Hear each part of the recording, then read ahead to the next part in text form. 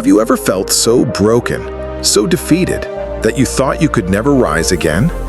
Like life had crushed every dream inside you, leaving only emptiness. If you have, then listen closely, because this story will heal your soul.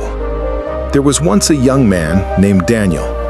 He was like many of us, full of dreams, full of plans. As a child, he would look at the sky and whisper, "One day, I will do something great." His parents weren't rich. They owned a small bakery in town, and Daniel helped them after school. Life was simple, but Daniel dreamed of more. As he grew, so did his ambitions. He wanted to study, to build a career, to give his parents the life they never had. But life, as it often does, had other plans. When Daniel was just 19, his father passed away suddenly. The bakery fell onto his shoulders. His studies ended. His dreams faded. At an age when most were exploring the world, Daniel was waking up before sunrise, kneading dough and selling bread. Years passed like this. The bakery barely survived. His friends moved to cities, became doctors, engineers, businessmen. Daniel stayed where he was, stuck. Every time he saw his reflection in the bakery window, he asked himself, "Is this all my life will be?" Then, one by one, the storms came. First, the bakery shut down after a new supermarket opened nearby.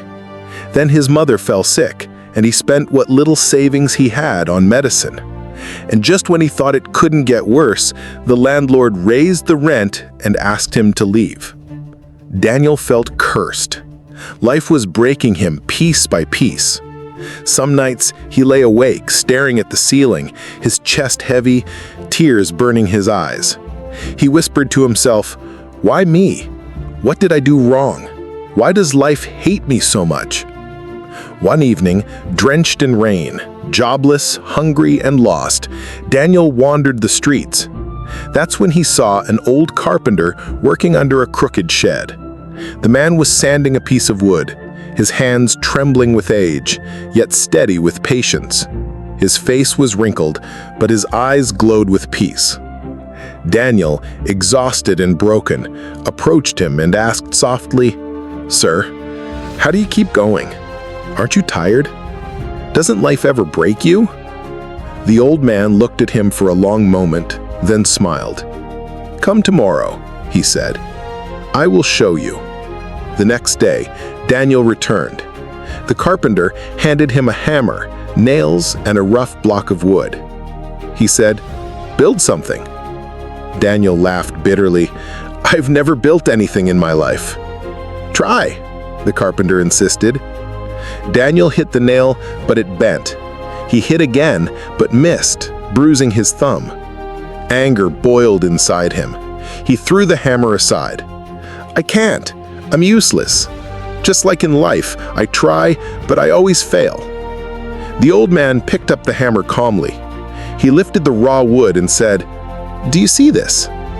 At first, it is rough, shapeless, useless. But with patience, with time, it can become something strong, something beautiful. Life works the same way. When it breaks you, it is not destroying you, it is shaping you." Something stirred inside Daniel. For the first time in months, he listened. He stayed. Day after day, he returned to the shed. The carpenter taught him how to hold the hammer, how to drive the nail, how to sand the wood until it was smooth. Daniel's hands blistered, but slowly he learned. The rough wood began to transform into tables, chairs, small sculptures. Each creation made him feel a spark of pride. One evening, Daniel finally asked the question burning in his heart. "But why must life hurt us first? Why do we need to break before we are whole?" The carpenter smiled and lifted a wooden sculpture. "Because unshaped wood cannot be useful. A sword must pass through fire before it becomes strong. A seed must crack before it becomes a tree. And a man must suffer before he learns the meaning of strength." Those words hit Daniel like thunder. A seed must break before it becomes a tree. That night, he couldn't sleep. He kept hearing those words. Maybe his suffering wasn't the end. Maybe it was the beginning. From then on, Daniel worked harder. He saved small coins, bought wood, and made furniture to sell. People in town admired his work, not just for its beauty, but for the heart behind it. Slowly, he earned enough to open a small workshop with the carpenter. They worked side by side, and Daniel learned not only carpentry, but also patience, discipline, and faith. Years passed. Daniel's shop became well known. Customers came from far away, not just to buy furniture, but to meet the man who turned broken wood into beauty. But more importantly, Daniel was no longer broken inside. He had found his purpose. One day, a young man came to him, tears in his eyes, saying, "Life has broken me. I don't know if I can keep living like this."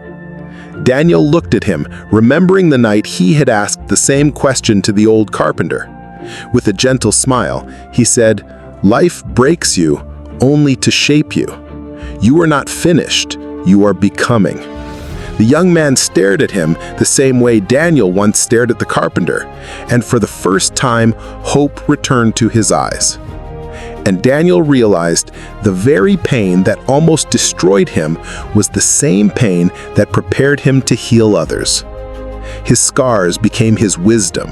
His wounds became his strength. His breaking became his making. So, my friend, remember this: when life breaks you, it is not the end. Just like a sword is forged in fire, just like a seed must crack before it grows, you are being shaped into who you were meant to be. Your pain has a purpose. Your struggle has meaning. If you found wisdom in this story, don't forget to like, share, and subscribe to Life Lessons Library for more inspiring tales.